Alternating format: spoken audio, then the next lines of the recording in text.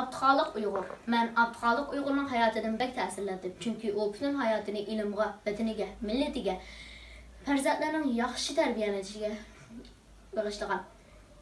Millatini nodonlikdan qutuldirish uchun nurg'un kurashlarni qilgan.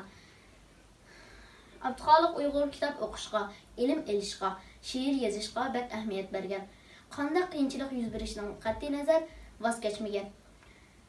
O'qigan. Agar o'zi yashayotgan yerda o'qishga fursat bo'lmasa, chet elga chiqib o'qigan. Shu sababdan nurg'un tillarni o'rganib olgan. Chet elda o'qish sharoiti yaxshi. O'rgatganlari yangicha bo'lg'achqa yaxshi o'qiy olgan. Yurtning kelajagi bo'lgan bolalarni nodon qilmaslik uchun yangicha maktablar ochgan. U maktablarda yangicha bilimlarni o'rgatgan. Xalqning oqartish uchun nurg'un ishlarni olib borgan. Oxiri xalqni dushmanga qarshi qo'zg'olon qilgan. Lekin muvaffaqiyat qozonolmagan.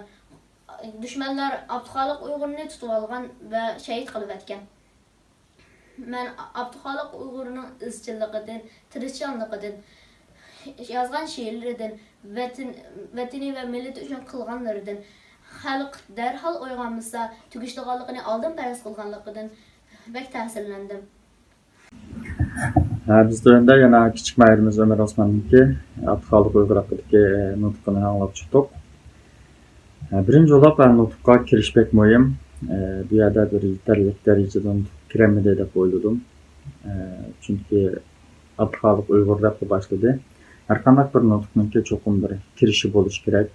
Çoxum ko'pchilik bir salom bo'lishi kerak. Undan keyin o'zingga so'zlamoqchi bo'lgan nutq haqida hech bo'lmasa bir temisini bildirgandan keyin nutq qo'ysa taxmin yaxshi bo'ladi deb o'yladim. Lekin hissiyat shundoq yaxshi, ravon, mantiqli. Undan Abduxoliq Uyg'urning hayotini shu qisqa bir qancha minutdan yaxshi, ixchamchanlik, mazmunliq, yorqin bir holatda jo'g'ilgan. Bu tarafda albatta taqdirlashga arziydi. Undan boshqa ifodalagan vaqtdagi hissiyat, urg'u intonatsiya ham yaxshi, lekin ba'zi yerda cho'nqur tinilishlar bor. Bu balkim nutq so'zlayotgan vaqtda bir jiddiylashishidan bo'lishi kerak deb o'yladim. Bo'lsa bundan keyin shu nutq so'zlagan vaqtning o'zida shu eng avval bir ko'pchilik salom qilishini, nutqqa yaxshi kirishini, undan keyin badan, chiroy va hissiyot tillari orqali o'zining hissiyotini so'zlamoqchi bo'lgan nutqini ta'sirchanlik ega qilishini umid qilaman.